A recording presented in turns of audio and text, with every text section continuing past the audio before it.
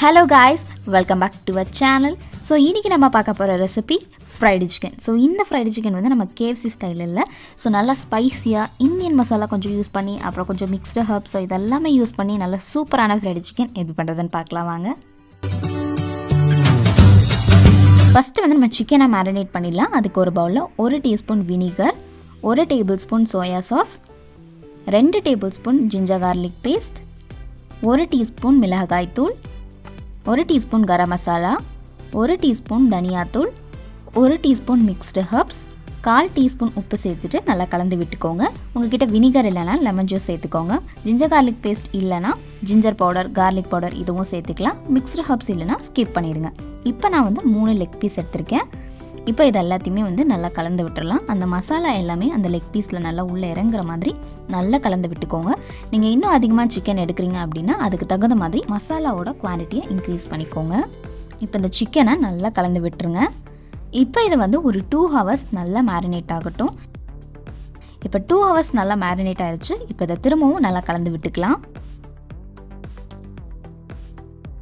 இப்போ ஒரு பிளேட்டில் 1/2 கப் மைதா, 1 டீஸ்பூன் பெப்பர், 1/4 டீஸ்பூன் மிளகாய்த்தூள், 1 டீஸ்பூன் மிக்ஸ்டு ஹர்ப்ஸ், தேவையான அளவு உப்பு சேர்த்துட்டு இதை நல்லா கலந்து விட்டுக்கோங்க. இப்போ நான் ஒரு பவுலில் நல்லா கூலிங்கான வாட்டர் எடுத்து வச்சுருக்கேன். அதுக்கப்புறமா நம்ம மிக்ஸ் பண்ண அந்த மைதா இது ரெண்டும் இருக்கட்டும்.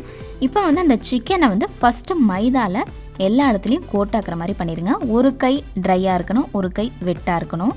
ஒரே கையில் எல்லாமே பண்ணிங்க அப்படின்னா அந்த மைதா எல்லாமே கட்டி கட்டி ஆகிடும். அதுக்கு தான் சொல்கிறேன். அப்படி இல்லைன்னா கையை நல்லா வாஷ் பண்ணிட்டு நல்லா தொடச்சிருங்க. நல்லா ட்ரையாக இருக்கணும். அதுக்கப்புறமா ஒரே கையை யூஸ் பண்ணிக்கோங்க.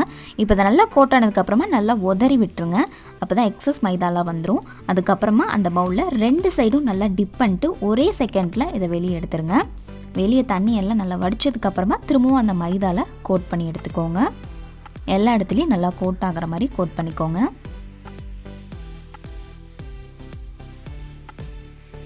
இப்போ சிக்கனை வந்து நல்லா கோட் பண்ணியாச்சு. இப்போ திரும்பவும் நல்லா உதறி விட்டுருங்க. அப்போ தான் இந்த எக்ஸஸ் மைதா எல்லாமே வரும். இப்போ இந்த மாதிரி எல்லா சிக்கனையும் பண்ணிக்கோங்க. இப்போ ஒரு கடாயில் எண்ணெயை நல்லா மிதமான சூட்டில் சூடு பண்ணிவிட்டு அந்த சிக்கனை உள்ளே சேர்த்துக்கோங்க. ஃபஸ்ட்டு இதை வந்து நல்லா மீடியம் ஃப்ளேம்லேயே வச்சு ஒரு 5 மினிட்ஸ்க்கு ஒரு சைட் ஃப்ரை பண்ணுங்கள். ஒரு 5 மினிட்ஸ் ஆனதுக்கப்புறமா இன்னொரு சைடு திருப்பி விட்டுருங்க. இப்போ இந்த சைடு ஒரு 5 மினிட்ஸ் நல்லா மீடியம் ஃப்ளேம்லேயே ஃப்ரை ஆகட்டும். இப்போ ஒரு 10 மினிட்ஸ் ஆனதுக்கப்புறமா கடைசி 5 நிமிஷத்தில் நல்லா ஹை ஃப்ளேமில் மாற்றிக்கோங்க. 2 சைடு ஒரு 2 நிமிஷம் நல்லா ஹை ஃப்ளேமில் ஃப்ரை ஆனதாக நல்லா கிறிஸ்பியாக வரும். இப்போ அதை நீங்கள் டச் பண்ணி பார்க்கும்போது நல்லா கிறிஸ்பியாக இருந்தது, 2 சைடும் கிறிஸ்பியாக இருந்தது அப்படின்னா அது ஃப்ரை ஆகிடுச்சுன்னு அர்த்தம். இதை நம்ம வெளியே எடுத்துடலாம்.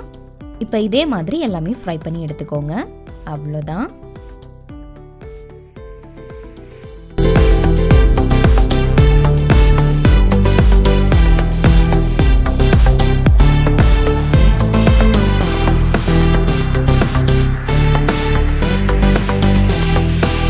கண்டிப்பாக நீங்களும் உங்கள் வீட்டில் இந்த ரெசிபியை ட்ரை பண்ணி பாருங்கள். ட்ரை பண்ணி பார்த்துட்டு கமெண்ட் செக்ஷனில் சொல்லுங்கள்.